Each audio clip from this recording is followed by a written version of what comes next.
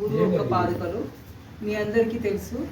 తుంగభద్ర నదీ తీరంలో ఈ యొక్క పాదుకలు దసరా నవరాత్రులు 3 నెలల ముందే నాకు తెలియజేసినారు. అంటే గురు పాదుకలు నాకు నా జీవితంలోకి వచ్చి ధన్యం చేస్తాయంటే, ఇక్కడ గురు పాదుకలు అంటే ఇక్కడ కొందరు షిరిడి సాయిబాబా, దత్తాత్రేయుల వార, శ్రీపాదాలు కూడా అనుకుంది. గురు పాదుకలు అంటే సర్వం, అంటే సృష్టి ఆది నుంచి గురువు ఒక తత్వం ఉంది కదా. ఎప్పటి నుంచి ఉంది? సృష్టి ఆది నుంచి గురువు ఒక తత్వం ఉంది. గ్రహాల్లో కూడా బృహస్పతి గురువు, దేవతలకి గురువు కదా. మామూలు శ్రీకృష్ణుడు లాంటి వాళ్ళకు కూడా గురువు ఉన్నాడు.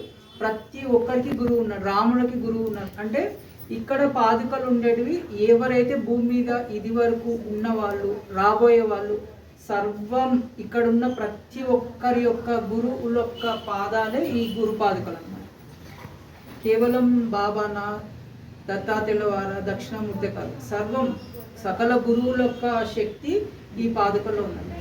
ప్రపంచంలో అన్నిటికన్నా ఇంకా ఉన్నతమైనది ఏది అంటే గురు పాదుకలే. అంటే గురువు యొక్క పాదాలు ఎప్పుడైతే మనం పట్టుకుంటామో ప్రపంచంలో అన్ని సాధిస్తాం.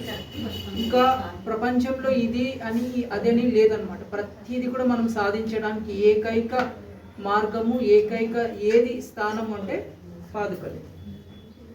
ఆ పాదాలే సర్వం అన్నమాట. ఈరోజు చేసిన పూజా విధానం వచ్చేసి గురు పాదుక పూజ.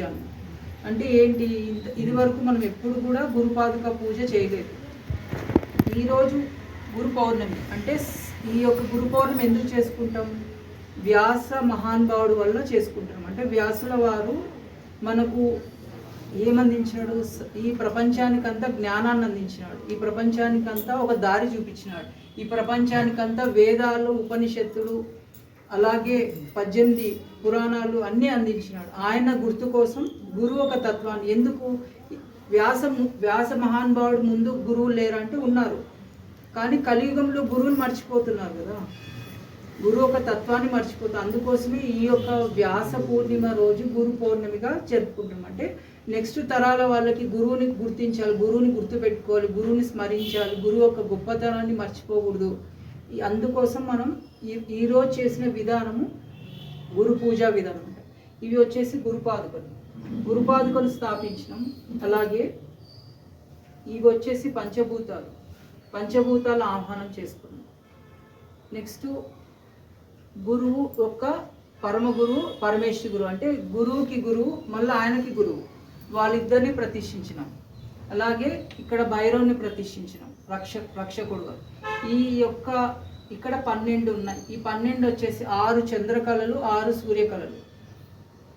మన దాంట్లో కూడా ఉంటాయి కదా చంద్రుడు, సూర్యుడు. మన శరీరంలో కూడా ఈడానాడి, చంద్రనాడి ఉంటుంది కదా. ఇక్కడ ఈ 12 వచ్చేసి 6 చంద్రకళలు, 6 సూర్యకళలు. ఇలా మనం గురు పూజా విధానాన్ని మనకు చాలా ఈజీ మెథడ్లో, అలాగే ఒక శక్తివంతమైన మెథడ్లో నిఖిలేశ్వరానంద గురూజీ యొక్క విధానంలో మనం స్వీకరించి ఆ విధానం మనం ఈరోజు చేసామన్నమాట.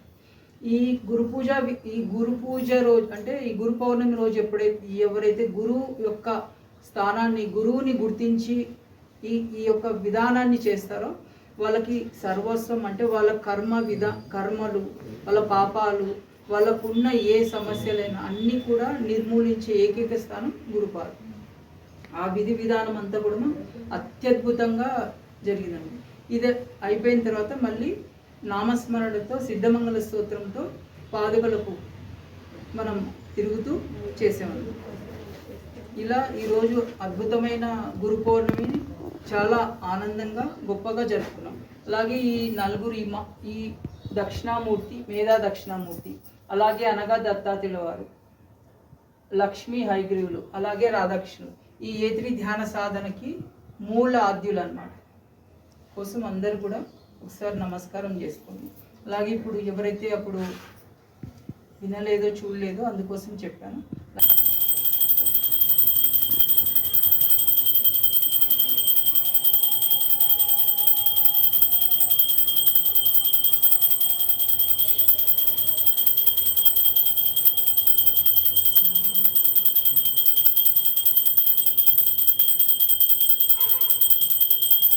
సార్ బాబాకి పాడేదా హారతి పట్ట సాయిబాబా స్వామి సాయినాథాయ శ్రీ క్షేత్రవాసాయ మామకాభీష్టదాయ మంగళం లోకనాథాయ భక్తలోక సంరక్షకాయ నాథలోక పూజ్యాయ నవ్యమంగళం భక్తబృందవందితాయ బ్రహ్మస్వరూపాయ ముక్తిమార్గబోధకాయ పూజ్యమంగళం సత్యతత్వబోధకాయ సాధువేషాయ తే నిత్యమంగళదాయకాయ నిత్యమంగళం స్వామి సాయినాథాయ శ్రీ క్షేత్రవాసాయ మామకాభీష్టదాయ మహితమంగళం జై మామకాభీష్టదాయ మహితమంగళం